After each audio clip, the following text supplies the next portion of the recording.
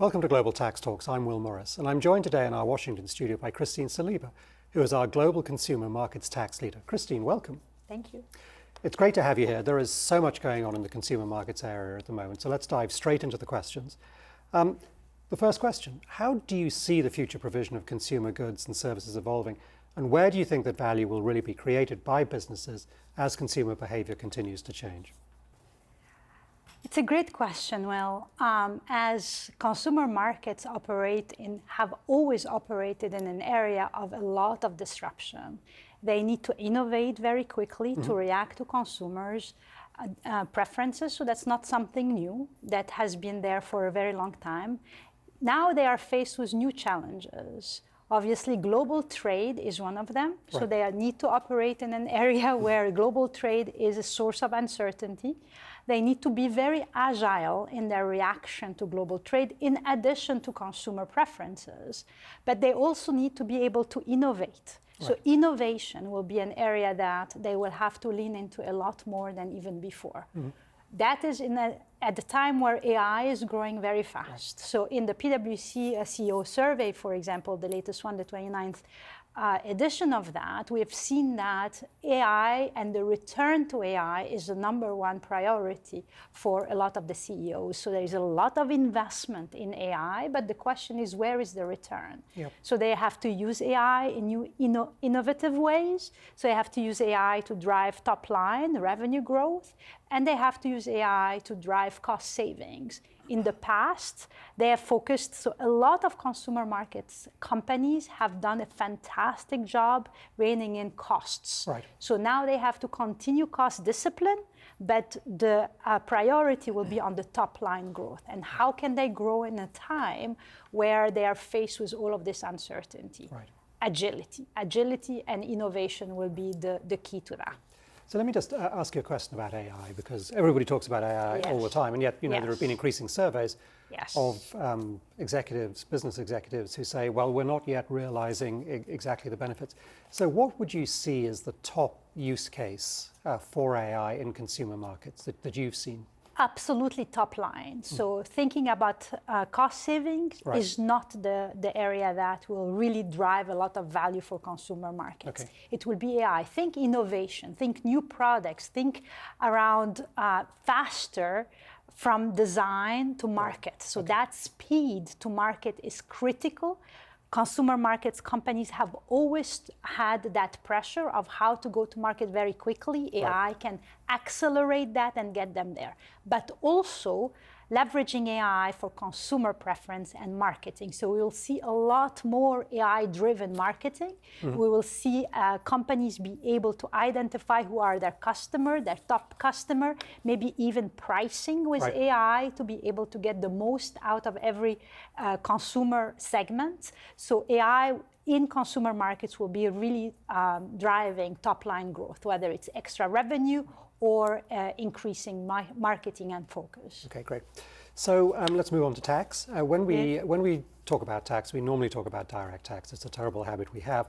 But we're in consumer goods. Obviously, consumption taxes are a really major factor. They're a huge revenue raiser for countries, and things keep shifting online and increasingly across borders. So how do you see VAT, GST, and other consumption taxes evolving over the next few years? Great question, because you're absolutely right. We spend a lot of time talking about corporate income tax. Right. Corporate income tax for the majority of countries is a third maybe of consumption tax. So consumption tax tends to be the major source of revenue, like you mentioned. Like in Europe, I think it's like close to 30%, whereas corporate income tax is like 10%. Yep. So it's very, very important. We've seen that, right? As the habits of consumers shifted to online, for example, in the United States, we've seen states going after resellers or sellers to force them to collect sales tax when they sell across states. So that became an important thing. So they close these loops and ensure that they're collecting the consumer tax. We're seeing the same in Europe.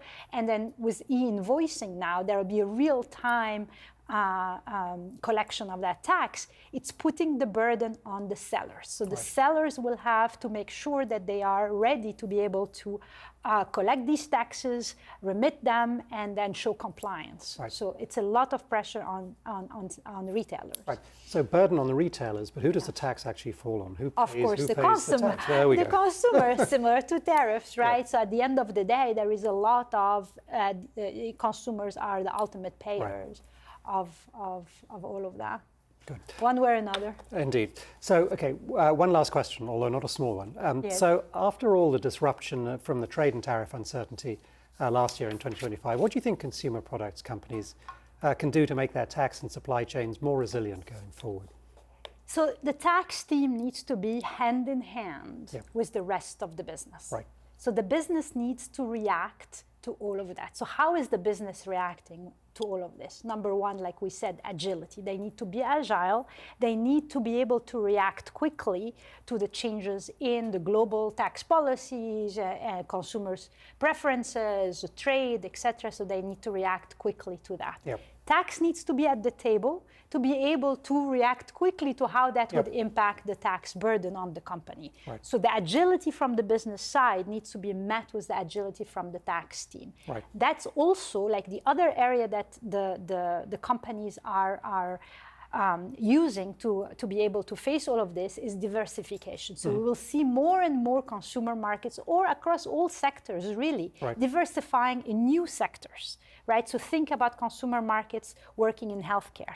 Think of consumer markets working with banking on finance and offering some new sources of revenues there. The tax team needs to be ready to react to that. These might have new areas of tax that the tax team has never been faced with in the past. So these are some of them. Then there is also the innovation. So there is a lot of innovation and AI. The question for the tax team, simple question, if you have a model that is based on allocating value to people, but now decisions are made by AI, how are you going to do that? So you have to really expand the thought process around the tax models. Need to think about the implication of that for direct, and we were just talking about indirect taxes. So how is intercompany transactions, for example, how do you minimize the burden of that on the company? But the critical element is for tax to be there at the table, bringing value in real time. So there'll be scenarios, and companies will need to make decisions. Should they go scenario A or B? And tax is a cost similar to other costs. So they need to be at the table reacting to that and providing a lot of insights into that. Yes, we're increasingly talking in almost every area about the need for a whole of business approach here. Absolutely. It's a very large cost to organizations, and therefore it needs to be part of this. In some jurisdictions, if you have a faux pas with tax, that might wipe out completely the business benefit. So I think of some of the countries, you know, where there is a lot of different tax to navigate. And unfortunately, in today's environment, we're seeing that we're not having homogenization of taxes. Really, we have taxes that might be very diverse from one jurisdiction to another. So knowing the local landscape, tax landscape is also very important. And let's hope also opportunities in there as well. Absolutely. So Christine, thank you so much for joining us. This has been great. Thank you very much. And thank you for joining us, and come back next time so that you stay global tax ready.